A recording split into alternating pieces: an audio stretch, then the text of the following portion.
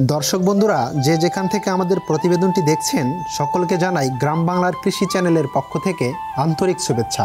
कृषि और कृषकेर विभिन्न सफलतार गल्प तुले धरार पाशापाशी आमरा कृषि चाष विषयक विभिन्न धरनेर प्रतिवेदन तुले धरी।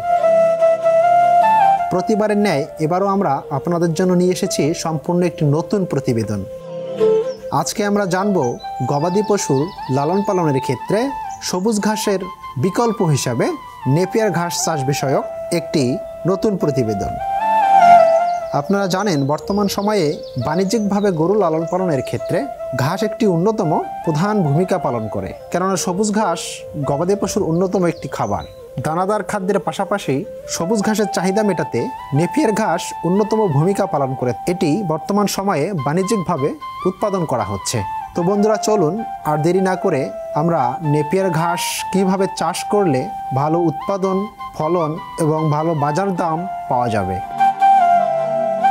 আপনারা সবাই জানেন বাংলাদেশের চাষকৃত পশু খাদ্যের মধ্যে নেপিয়ার ঘাস উল্লেখযোগ্য।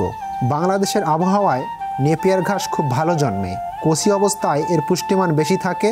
এই ঘাস একবার রোপণ করলে 4 থেকে 5 বছর পর্যন্ত ফলন পাওয়া যায়। এটি মূলত বছরের যে কোনো সময় চাষ করা যায়, তবে ফাল্গুন থেকে চৈত্র মাস নেপিয়ার ঘাস চাষের জন্য খুবই ভালো সময়। এটি মূলত পাহাড়ি ঢাল কিংবা হালকা লবণাক্ত জমিতে ভালো জন্মে। বন্যার পানি নেমে যাওয়ার পর জমিতে মাসকলাইয়ের সাথে লাইন টেন নেপিয়ার ঘাস চাষ করা যেতে পারে। নেপিয়ার ঘাস চাষ পদ্ধতি অনেক সহজ। এটি মূলত প্রচলিত পদ্ধতিতে প্রথমে জমি ভালোভাবে চাষ দিতে হয়। জমিতে 3 থেকে 4টি চাষ দিয়ে ভালোভাবে আগাছা মুক্তকরণের পর এর কাণ্ড কেটে অথবা শিকড় সহ ঘাসের মুথা মাটিতে পুঁততে হয়। সাধারণত হেক্টর প্রতি 25 থেকে 26,000 কাটিং কিংবা মুথা প্রয়োজন হয়। কাটিং রোপণের সময় এক সারি হতে অন্য সারির দূরত্ব হবে 1.5 থেকে 2 ফুটের মতো এবং এক কাটিং হতে অন্য কাটিংয়ের দূরত্ব 1 থেকে 1.5 ফুট রাখতে হবে। রোপণের পর চারার গোড়া মাটি দিয়ে শক্ত করে চাপা দিতে হয়। মাটিতে পর্যাপ্ত রস না থাকলে চারা লাগানোর পরপরই সেচের ব্যবস্থা করতে হবে। ঘাসের কাটিং লাগানোর পর সার প্রয়োগ করতে হয়। জমি প্রস্তুতকালে একর প্রতি 2000 থেকে 2500 কেজি গোবর সার মাটির সঙ্গে ভালোভাবে মিশিয়ে দিতে হবে। এছাড়া একর প্রতি 35 কেজি ইউরিয়া সার, 26 কেজি টিএসপি ও 20 কেজি এমপি দিলে ফলন ভালো পাওয়া যাবে। প্রতিবার ঘাস কাটার পর একর প্রতি 26 কেজি হারে ইউরিয়া সার প্রদান করলে পরবর্তী ফলন ভালো হবে। সার ছিটানোর আগে 2 সারির মাঝখানের মাটি ভালোভাবে লাঙ্গল অথবা কোদাল দিয়ে আলগা করে দিতে হবে। মূলত নেপিয়ার ঘাস লাগানোর 40 থেকে 45 দিন পর গবাদি পশুকে খাওয়ানোর উপযোগী হয়ে ওঠে।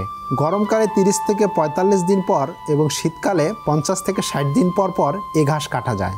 ঘাস কাটার সময় গোড়ার দিকে 2 থেকে 3 ইঞ্চি রেখে কাটতে হবে। প্রতি বছর 1 একর জমিতে 60,000 থেকে 65,000 কেজি কিংবা 60 থেকে 65 মেট্রিক টন কাঁচা ঘাস পাওয়া যায়। নেপিয়ার ঘাস যদি বর্ষা মৌসুমে লাগানো হয় তাহলে আসলে সেচের কোনো প্রয়োজন পড়ে না। তবে শুষ্ক মৌসুমে যদি আমরা নেপিয়ার ঘাস লাগাতে চাই সেক্ষেত্রে 15 থেকে 20 দিন পর পর সেচ প্রদান করতে হবে।